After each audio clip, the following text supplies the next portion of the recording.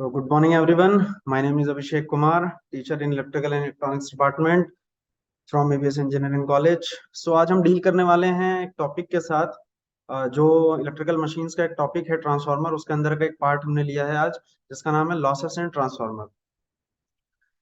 तो चलिए इसको स्टार्ट करते हैं। सो सबसे पहले बात कर लेते हैं इंट्रोडक्शन की। सो हमारे सामने जो इंट्रोडक्शन में मैं आपको ये बताना, क्योंकि हम वर्किंग तो डिस्कस नहीं कर रहे हैं यहाँ पर, लेकिन एक लॉसेस के रिगार्डिंग जो एक बात मैं आपको बताना चाह रहा हूँ वो ये कि जो हमारे पास ट्रांसफार्मर है उसका मेनली जो पार्ट्स हैं वो वर्किंग के हिसाब से हम दो पार्ट में कैटेगराइज करते हैं उसको। तो जो दो पार्ट्स हैं उसका नाम है आयरन कोर और दूसरा होता है वाइंडिंग। तो अगर सिंपली आपसे कभी कोई पूछ ले कि व्हाट इज आयरन कोर या व्हाट इज वाइंडिंग, तो उसका जवाब क्या होगा। अगर हमसे पूछ लिया जाता है कि आयरन कोर क्या है, तो सर आयरन कोर का मतलब हुआ कि ट्रांसफार्मर का वो पार्ट जहां पर मैग्नेटिक फ्लक्स फ्लो करता है, और वाइंडिंग क्या होती है सर, ट्रांसफार्मर का वो पार्ट जहां पर इलेक्ट्रिक करंट फ्लो करता है।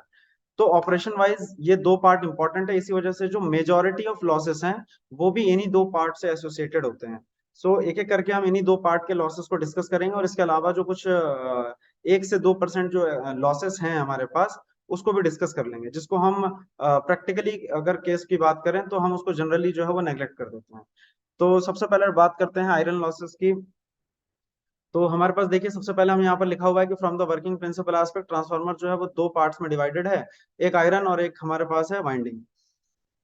तो आयरन कोर जहां पर मैग्नेटिक फ्लक्स और यहाँ पर जहां पर करंट फ्लो करता है। तो इससे पहले जैसे हमारे पास क्या है, assumption for ideal transformer case क्या है।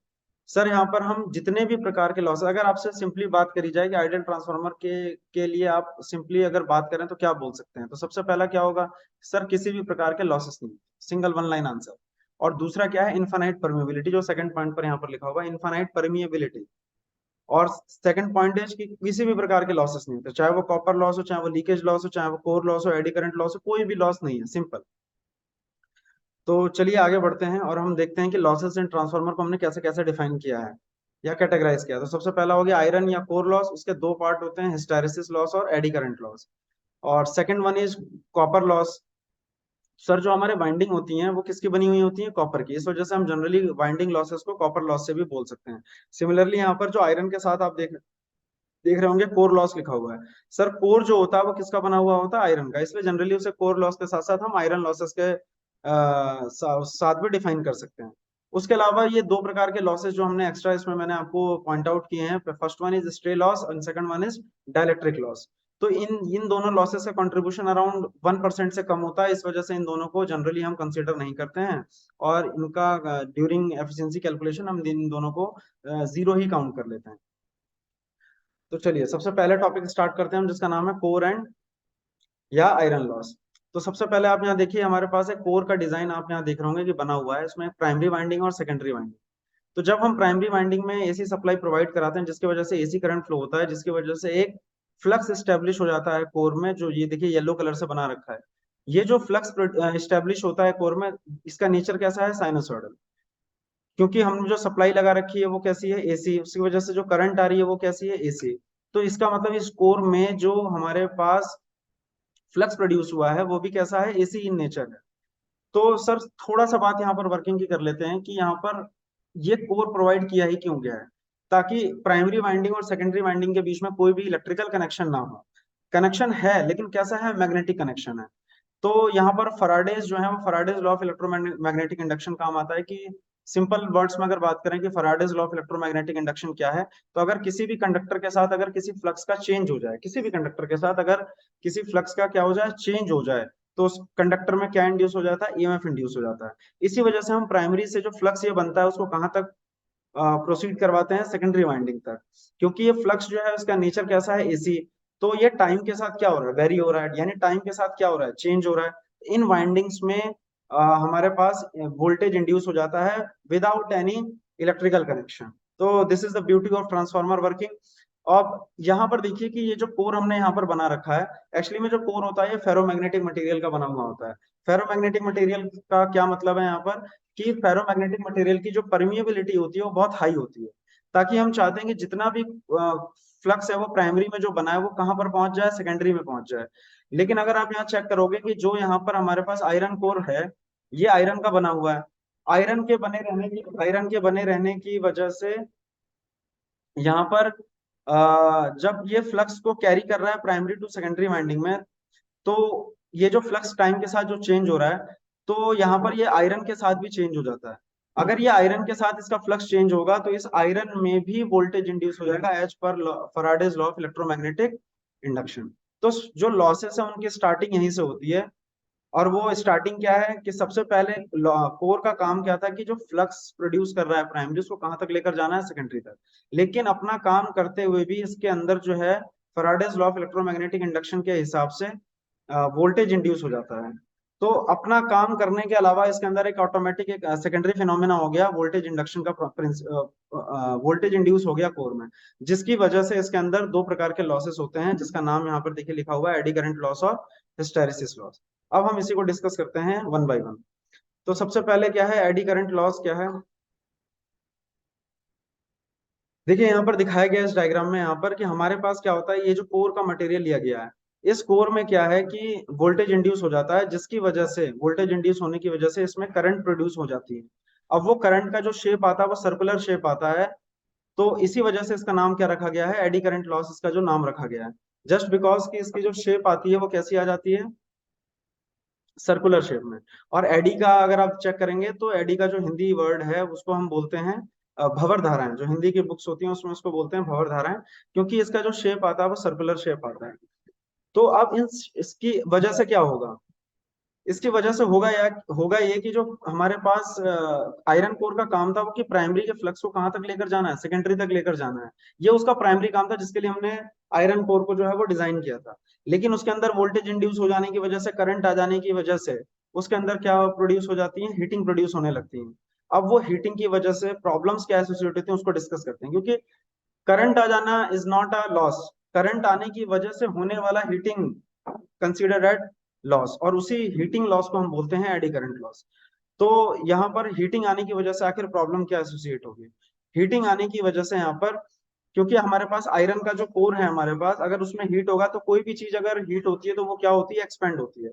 अगर आप इससे प्रीवियस डायग्राम यहाँ पर चेक करेंगे, देखिए आयरन के कोर पर हमने क्या है, वाइंडिंग्स को क्या कर रखा है, वाइंडिंग्स को क्या कर रखा है कि हमने यहाँ पर इसमें वाउंड कर रखा है दोनों साइड, प्राइमरी और सेकेंडरी साइड भी।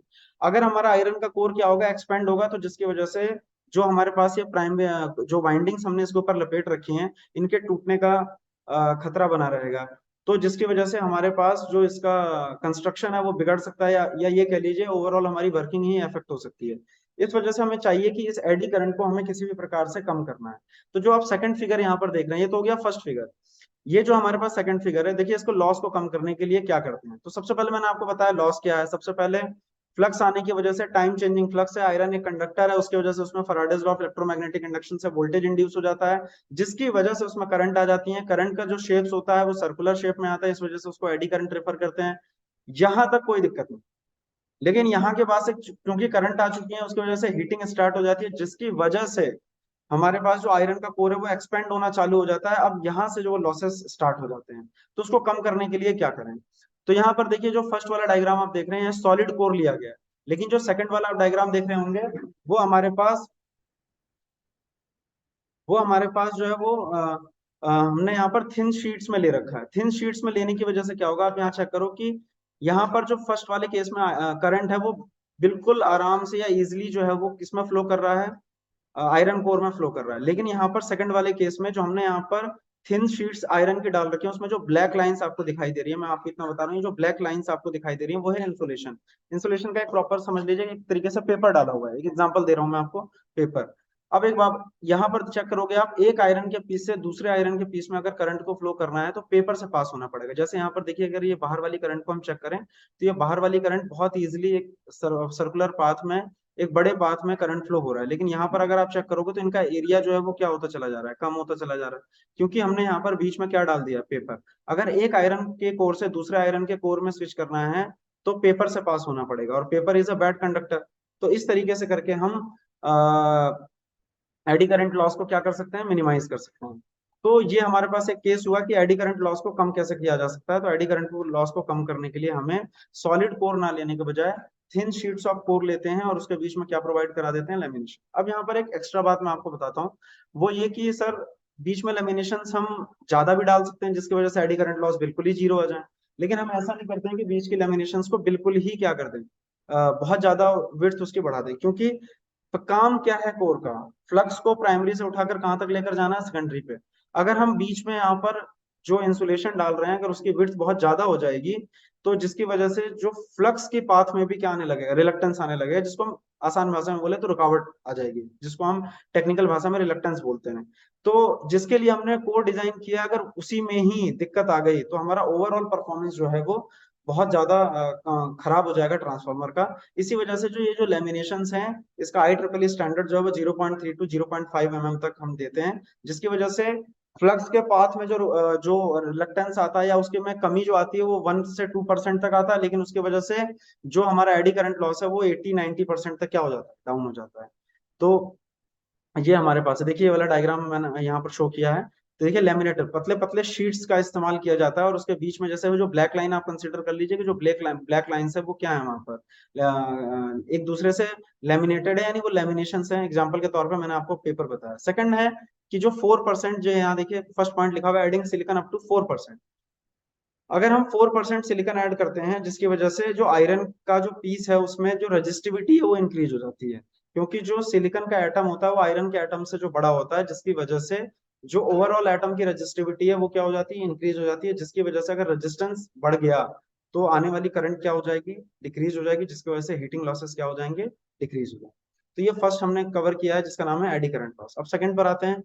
अब ये हिस्टेरेसिस लॉस भी क्या है, ये भी कोर से ही एसोसिएटेड है। तो कोर के अंदर दो प्रकार के लॉसेस हो गए, first one is eddy current loss and second one is hysteresis loss. तो एडी करंट आपको समझ में आया कि फैराडेज की लॉ की वजह से, उसकी वजह से वोल्टेज इंड्यूस हुआ, जिसकी वजह से करंट इंड्यूस हुई, जिसकी वजह से हीटिंग आया। उस हीटिंग को कम करने के लिए हमने थिन लैमिनेशन या 4% सिलिकॉन का इस्तेमाल किया, जिसकी वजह से ओवरऑल हमने दोनों ही मेथड में रेजिस्टिविटी को इंक्रीज किया है, जिसकी वजह से हमारी करंट का जो मैग्नीट्यूड है वो डाउन हो जाए। अब सेकंड आते हैं हिस्टेरेसिस लॉ। अभी हमने थोड़ी देर पहले ये बात आपको बताई कि हम ट्रांसफार्मर में एसी सप्लाई देते हैं, जिसकी वजह से जो हमारे पास फ्लक्स भी आता है वो एसी इन नेचर आता है। एसी इन नेचर का मतलब क्या हुआ, एसी इन नेचर का मतलब है कि अगर फॉर एग्जांपल ले लेते हैं कि इंडिया में जो फ्रीक्वेंसी है वो 50 हर्ट्स है। 50 हर्ट्स अगर आप एक टाइम पीरियड कैलकुलेट करेंगे वेव का तो वो 20 मिली सेकेंड आएगा। तो उसका जो 50% है यानी हाफ टाइम पीरियड वो दैट इज 10 मिली सेकेंड। तो इसका मतलब क्या होगा कि 10 मिली सेकेंड तक अगर मैं एग्जाम्पल ले रहा हूँ पॉजिटिव हाफ साइकिल, और देखिए उसको मैं क्लॉकवाइज बना रहा हूँ, क्लॉकवाइज। तो 10 मिली सेकेंड तक फ्लक्स किधर से किधर मूव कर रहा है, क्लॉकवाइज, और अगले ही 10 मिली सेकेंड में कैसे मूव कर रहा है, एंटी क्लॉकवाइज। और ये रिवर्सल इतना फास्ट होता है, देखिए 10 मिली सेकेंड क्लॉकवाइज, 10 मिली सेकेंड एंटी क्लॉकवाइज, 10 मिली सेकेंड क्लॉकवाइज, 10 मिली सेकेंड एंटी क्लॉकवाइज। तो हमारे पास जो बीच में आयरन लगा हुआ है जो कोर का काम कर रहा है, जो फ्लक्स को कैरी कर रहा है, उस क्योंकि वो फेरोमैग्नेटिक मटेरियल, उसकी एक प्रॉपर्टी होती है कि उसके जितने भी एटम्स होते हैं वो फ्लक्स के डायरेक्शन में अलाइंड हो जाते हैं, मूव नहीं होते, अलाइंड होते हैं। दोनों में बातों में बहुत अंतर है। एटम मूव नहीं करता है, इलेक्ट्रॉन्स मूव करते हैं, इसलिए एटम मूव नहीं करते, अलाइंड हो जाते हैं। लेट एग्जांपल अगर आप मुझे देखें तो फॉर एग्जांपल कि अगर उस एटम का बाई नेचर एटम की डायरेक्शन ऐसे है, लेकिन अगर फ्लक्स इस डायरेक्शन में लगा दी जाए तो ऑटोमेटिक आयरन का एटम इसी डायरेक्शन में अलाइन हो जाएगा। ये उसकी प्रॉपर्टी है, पोजीशन यही रहेगी लेकिन अलाइनमेंट चेंज होगा। बाई नेचर जो भगवान ने उसको दिया वो कैसा ऐसे दिया हुआ है, लेकिन अगर मैं इसमें फ्लक्स अप्लाई कर दूं इस डायरेक्शन में तो उसका जो एटम है उस डायरेक्शन में अप्लाई हो जाएगा, अलाइंड हो जाएगा। अब आप सोचिए कि 10 मिली सेकंड में क्लॉकवाइज, 10 मिली सेकंड में एंटी क्लॉकवाइज, मतलब इतना फास्ट रिवर्सल हो रहा है वहां पर एटम्स का कि 10 मिली सेकंड में वो अपनी डायरेक्शन को हर 10 मिली सेकंड में रिवर्स कर ले रहे हैं। इतने फास्ट रिवर्सल की वजह से, ये जो इतना फास्ट रिवर्सल आता है इसी वजह से हीटिंग लॉसेस होते हैं, जिसको हम हिस्टैरिसीस लॉस डिफाइन करते हैं। ये हुआ बिल्कुल आसान लैंग्वेज में मैंने आपको समझाया कि हिस्टैरिसीस लॉस एक्चुअली में क्या है। तो हिस्टैरिसीस लॉस एक्चुअली में क्या है, fast reversal of magnetic field होने की वजह से एटम्स जो होते हैं वो आयरन के, वो बहुत 10 मिली सेकंड में ही बहुत फास्ट क्या करते हैं, अपने आप को डायरेक्शन अलाइन करते हैं, एक बार क्लॉकवाइज, एक बार एंटी क्लॉकवाइज, एक बार क्लॉकवाइज, एक बार एंटी क्लॉकवाइज, जिसकी वजह से उनमें हीटिंग लॉसेस होते हैं, जिसको हम डिफाइन करते हैं हिस्टैरिसीस लॉसेस में। एक बहुत इंटरेस्टिंग चीज मैं आपको बताता हूँ यहाँ पर कि अगर आप कभी भी ट्रांसफार्मर के पास खड़े होंगे ना, आपके घर के आसपास डिस्ट्रीब्यूशन ट्रांसफार्मर होगा, आपकी लोकेलिटी में होगा, या कभी आप विजिट करेंगे किसी पावर सिस्टम प्लांट को, तो वहां पर भी अगर आप देखेंगे किसी ट्रांसफार्मर के पास, उसके आसपास एक हमिंग साउंड आता है, करके एक आवाज आती रहती है, वो हमिंग साउंड बोलते हैं उसको, और उस प्रोसेस को बोलते हैं मैग्नेटोस्ट्रिक्शन। वो हमिंग साउंड इसी वजह से आती है, क्योंकि हर 10 मिली सेकेंड में जो एटम्स है वो इतनी फास्टली अपने आप को अलाइन कर रहे हैं, उनका डायरेक्शन इतनी फास्ट चेंज हो रहा है, जिसकी वजह से उनके ऊपर इतना स्ट्रेस आता है कि वो एक साउंड क्रिएट करते हैं, हमिंग साउंड उसको नाम दिया गया है टेक्निकल लैंग्वेज में। तो वो हमिंग साउंड इसी वजह से आता है। और जो इसके हिस्टैरिसीस लॉस को कैलकुलेट करने का तरीका है, उसके लिए हम बीएच कर्व पढ़ते हैं। तो ये देखिए यहाँ पर बीएच कर्व मैं आपको थोड़ा सा एक्सप्लेन कर देता हूँ इस लेक्चर में, कि बीएच कर्व मान लीजिए डॉटेड लाइन जो आपको दिखाई दे रही है, वो क्या है हमारे पास, मैग्नेटाइज कर रहे हैं, क्या कर रहे हैं उसको, मैग्नेटाइज कर रहे हैं इन द पॉजिटिव डायरेक्शन। किस डायरेक्शन में, पॉजिटिव डायरेक्शन में। तो पॉजिटिव डायरेक्शन में अगर आप चेक करेंगे, जैसे मैं आपको यहाँ पर एक सप्लाई दिखाता हूँ, देखिए यहाँ पर आप हाफ साइकिल चेक करेंगे जीरो से बी में, तो पहले जीरो से ए आया है। जीरो से ए का मतलब है कि अभी फ्लक्स क्या हो रहा है, करंट बढ़ रहा है, मतलब फ्लक्स क्या हो रहा है, बढ़ रहा है। तो ये देखो यहाँ पर फ्लक्स क्या हो रहा होता है, इंक्रीज हो रहा है, मतलब मैग्नेटाइज हो रहा है। लेकिन ए टू बी आप चेक करो, यहाँ पर ए टू बी क्या हो रहा है, फ्लक्स कम हो रहा है, इसका मतलब इसको बोलते हैं डीमैग्नेटाइज होना। तो देखिए यहाँ पर पहले वो गया जीरो से, पॉइंटर चेक कर रहे होंगे आप स्क्रीन पे अपने, तो ये देखिए ये हुआ मैग्नेटाइज जीरो से ए, और फिर देखिए ए टू बी। लेकिन अगर आप यहाँ पर चेक करोगे तो जब जीरो टू ए गया, तो देखिए जब करंट जीरो थी, फ्लक्स जीरो था, देखिए मैग्नेटाइजेशन भी जीरो है, बिल्कुल करेक्ट बात है। लेकिन जिस टाइम पर वापस से मैंने करंट को जीरो किया, यानी फ्लक्स को जीरो किया, लेकिन देखिए उस समय पर ये ग्राफ लौट कर जीरो पर नहीं आया, ये बी पॉइंट पर गया। और इसका मतलब क्या हुआ कि सर करंट को जीरो कर देने के बाद या फ्लक्स को जीरो कर देने के बाद भी आयरन के अंदर कुछ ना कुछ मैग्नेटिक फ्लक्स बच जाता है, जिसको हम रिटेंटिविटी कहते हैं। क्या बोलते हैं, जिसको हम रिटेंटिविटी बोलते हैं। तो आप यहाँ पर देखो कि पहले ए तक हुआ मैग्नेटाइजेशन, बी तक क्या हुआ, डीमैग्नेटाइजेशन। तो कभी भी एक फेरोमैग्नेटिक मटेरियल को आप मैग्नेटाइज करके डीमैग्नेटाइज करोगे, तो वो कंप्लीटली डीमैग्नेटाइज नहीं होता, उसके अंदर थोड़ा बहुत मैग्नेटिक प्रॉपर्टी जो है वो बच जाती है, उसको हम रेजिडुअल मैग्नेटिक बोलते हैं या रिटेंटिविटी बोलते हैं। तो आप चेक करो यहाँ पर अभी बी पॉइंट पर हो आप, अब देखो जो बी पॉइंट के बाद से नेगेटिव हाफ साइकिल स्टार्ट हो गई है, आप पॉइंटर चेक कर रहे होंगे, नेगेटिव हाफ साइकिल स्टार्ट हो गई है। लेकिन आप चेक करो नेगेटिव हाफ साइकिल का मतलब क्या हुआ, कि उसके जो एटम्स उनको किस डायरेक्शन में अलाइंड हो जाना चाहिए था, नेगेटिव डायरेक्शन में, यानी उल्टे डायरेक्शन में अलाइंड हो जाना चाहिए था। लेकिन अभी आप चेक करो उसके अंदर कुछ ना कुछ रिटेंटिविटी बच गई है। इसका मतलब मेरा नेगेटिव साइकिल का कुछ हिस्सा उसको कहाँ जीरो लाने में वेस्ट हो गया। ये देखो आप, B2X, B2X नेगेटिव साइकिल के अभी जीरो लाने पर मेरे को नेगेटिव साइकिल का कुछ हिस्सा क्या हो गया, वेस्ट हो गया। तो इसी को हम, जो एनर्जी हमें यहाँ खर्च हुई है इसको यहाँ से यहाँ लाने में, इसको कोएर्सिविटी बोलते हैं। तो आप चेक करोगे हर हाफ साइकिल में कुछ ना कुछ एनर्जी मेरी इसमें खर्च हो रही है, क्योंकि उसके अंदर क्या बचा हुआ है, रिटेंटिविटी बच जाती है। तो उस रिटेंटिविटी को जीरो करने के लिए भी मेरे को हर साइकिल में कुछ ना कुछ एनर्जी क्या हो रही है, वेस्ट हो रही है। तो इसी वजह से बच्चा यहाँ पर एक बात बोली जाती है कि सॉफ्ट मैग्नेटिक मटेरियल और hard magnetic material. Soft magnetic material क्या हुआ, जिसका सर बीएच लूप क्या होता है, नैरो होता है, जिसका बीएच लूप क्या होता है, नैरो होता है, मतलब उसमें रिटेंटिविटी क्या होती है, कम होती है। और अगर एक हार्ड मैग्नेटिक मटेरियल जिसमें रिटेंटिविटी क्या होगी, ज्यादा होगी। तो हार्ड मैग्नेटिक मटेरियल अगर हम इस्तेमाल करेंगे, लेटेस्ट एग्जांपल ये बी पॉइंट यहाँ ना होकर यहाँ होता, तो आप सोचो उसको जीरो तक लाने में आपको नेक्स्ट साइकिल की ज्यादा एनर्जी खर्च करनी पड़ती, तो लॉस उतने ही क्या होते, ज्यादा होते। इसलिए हमें क्या है कि हमें रिटेंटिविटी क्या चाहिए होती है, कम। तो जितनी रिटेंटिविटी कम रहेगी, यहाँ देखिए जितनी रिटेंटिविटी यहाँ पर ये कम रहेगी, उतना कम क्या होगा, लॉस होगा। तो अगर रिटेंटिविटी कम है तो बाद में इसका हम एरिया से कैलकुलेट करते हैं इसका लॉस। तो इसका मतलब क्या है, जिसका बीएच लूप नैरो होगा, पतला होगा, एरिया जिसका कम होगा, उसका लॉसेस क्या होंगे, कम, और जिसका बीएच लूप ज्यादा होगा उसके लॉसेस क्या होंगे, ज्यादा होंगे। तो आई होप आपको ये दोनों बातें समझ में आ गई होंगी कि दो तरीके, दो जो कोर के लॉसेस हैं उनको हमने कैसे जो मिनिमाइज किया है, और ये एक्चुअली में लॉसेस क्या हैं, दोनों ही कोर में होते हैं यानी आयरन में होते हैं, और दोनों ही फ्लक्स के नेचर की वजह से हो रहे हैं। पहला जो फ्लक्स के नेचर एसी था, जिसकी वजह से वोल्टेज इंड्यूस हो गया, जिसकी वजह से करंट आ गई, जिसकी वजह से हीटिंग हुआ, और उसको हमने कम करने का तरीका चेक किया। सेकंड, इतने फास्ट रिवर्सल है एसी फ्लक्स, जिसकी वजह से एटम्स जो है वो उसके बहुत फास्ट अलाइंड हो रहे हैं, एक बार क्लॉकवाइज एक बार एंटी क्लॉकवाइज, जिसकी वजह से हीटिंग होती है, जिसको हम हिस्टैरिसीस लॉस के नाम से जानते हैं। तो चलिए हम नेक्स्ट लेक्चर में जो है इसके बाद वाले लॉसेस को जो है वो कम करेंगे। आज के लिए इतना ही रखते हैं।